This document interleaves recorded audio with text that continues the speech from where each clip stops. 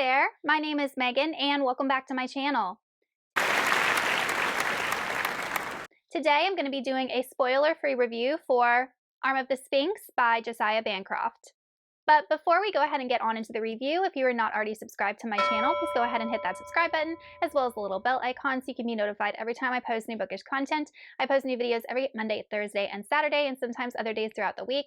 Also, don't forget to check down in the description box below for links to all of my social medias, my Buddy Read Discord, and my Patreon, where you can be entered into winning book giveaways. Arm of the Sphinx is the second book in the Books of Babel series by Josiah Bancroft, and it is a quartet, and the last book, The Fall of Babel, was just released in 2021. Senlin Ascends was one of my favorite books of 2021, and I regret not picking up Arm of the Sphinx sooner because I enjoyed it just as much as Senlin Ascends, although in my opinion, it did have a different feel to it. It's really hard for me to go into the entire synopsis of this book without revealing spoilers for Senlin Ascends, so I'm just going to do a recap of what happened in Senlin Ascends, spoiler-free of course. But in Senlin Ascends, we follow a teacher named Thomas Senlin, and he had just married his young bride, Maria, and for their honeymoon, they decided to go visit the Tower of Babel. So the series is obviously a fictional world, but it does draw inspirations from our history and definitely a lot of like biblical history with the Tower of Babel and that story if you're familiar with it. So the Tower of Babel is a big like tourist destination, and there are several ringdoms, and each ringdom is different, and you can kind of vacation at the different ringdoms. But what you soon learn is that the, I guess, advertisements for the tower are definitely fallacious, and it's really not exactly like it's being advertised, and there's a lot more going on in this tower than people realize.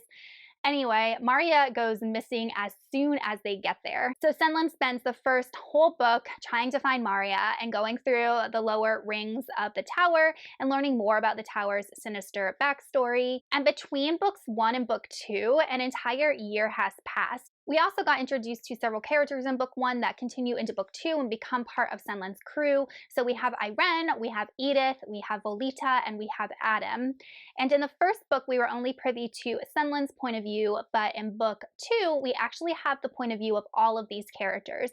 So we're inside the head of each one of these characters, some more than others. I would say Edith and Senlin are probably the two characters we're in the heads of most, and the others kind of just fill in those gaps. It definitely was third-person omniscient, so you could be reading a chapter and the point of view would jump between the different characters. I personally find that point of view and that writing style to be my least favorite, but it wasn't jarring for me. Like, it didn't pull me out of the story. It didn't really lower my enjoyment of it per se. It's just a personal preference for me. I don't mind different points of view. I just like certain chapters dedicated to a character's point of view rather than having them all jumbled together in like a single chapter or a single scene. I would say that the first half of this book was a little bit difficult for me, and I really wasn't gripped until probably part 3. The book is like separated into different parts, and the first half of the book was just Senlin and his crew trying to survive as these pirates and kind of getting their bearings. They're really not making any headway on finding Maria, and it definitely focuses more on the relationships between the characters because all of these characters came from not so great circumstances and are it's kind of that found family trope, and they are learning to be independent. They are learning to love one another and become friends and work together and develop these really strong relationships. And it wasn't, I feel like, until the second half of the book where we started to get into the nitty-gritty of the plot. So in the second half of the book, the characters are going to see the Sphinx, and Edith has already seen the Sphinx. She has experience with the Sphinx and really does not want her friends and her crew getting involved with this type of being because he isn't really always that trustworthy.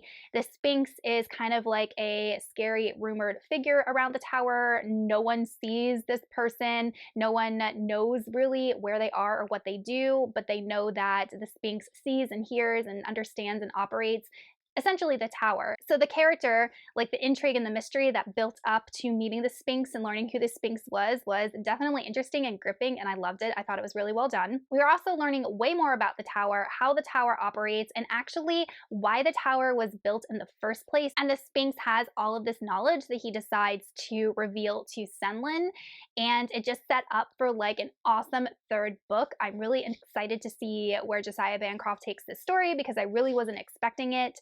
And there's also a lot of deep themes that are built into this story about technology and the effect of technology on humankind, as well as mankind's need to grow, to explore, to aspire, and what happens when we become stagnant, which is kind of like what the tower symbolizes, just progression.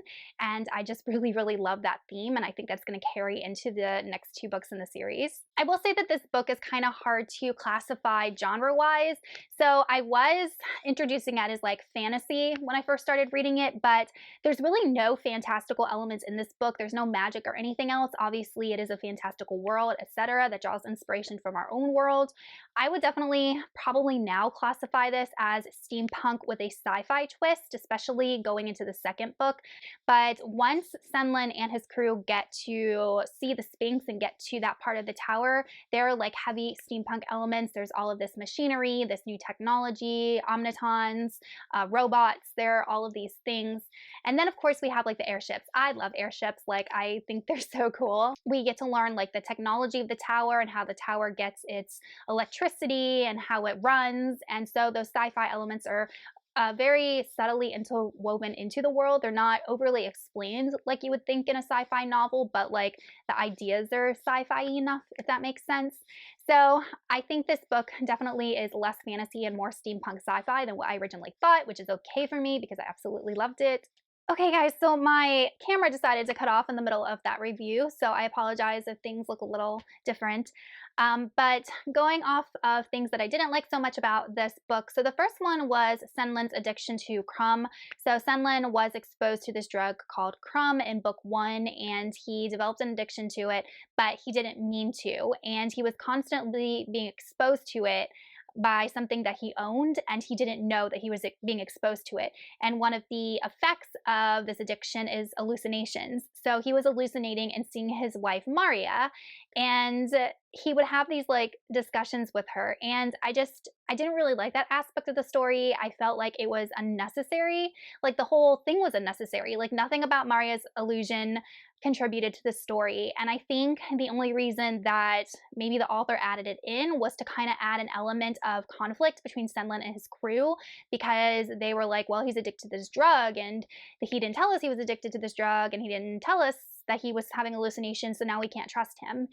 But Senlin didn't do it on purpose. He didn't even know that he was being exposed to the crumb. He thought it was just a residual effect from the one time that he was accidentally exposed. He didn't know that he was constantly being exposed, if that makes sense. So I just really didn't like that conflict setup, and the whole illusion thing. The Maria illusion is horrible. She's awful, and I couldn't stand her, and I just didn't feel like it added any value to the story whatsoever.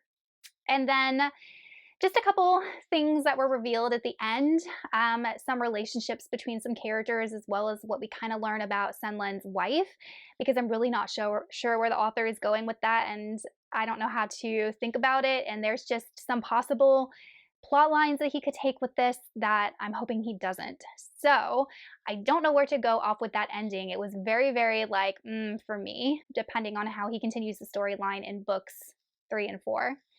But all in all, I really, really loved this book. I thought it was a great continuation of the story, and I just loved learning more about the characters. This world was developed so much, and just the tidbits of information that the author gave me to grip me into more of this world, more of this story was awesome, and I ended up giving this book a 4.5 out of 5 stars. Alright, you guys, that is it for my review of Arm of the Sphinx by Josiah Bancroft. Let me know in the comments if you've read this book and what you thought of it, and I will see y'all in another video soon. Goodbye!